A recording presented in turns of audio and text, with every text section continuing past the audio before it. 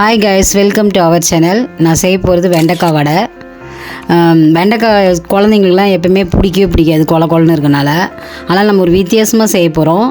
வெண்டைக்காவை பொடிசாக கட் பண்ணிவிட்டு கடலப்பருப்பு, வெங்காயம், பச்சை மிளகா இதெல்லாம் போட்டு அரைச்சிட்டு வடை சுட்டு கொடுத்திங்கன்னா ஈவினிங் டைமில் ஸ்நாக்ஸ் செஞ்சு கொடுத்திங்கன்னா குழந்தைங்க விரும்பி சாப்பிடுவாங்க. சரி, ட்ரை பண்ணி பாருங்கள். இப்போ என்ன பண்ணணுன்னா, கடலப்பருப்பை மிக்சியில் போட்டு அரைச்சிக்கணும்.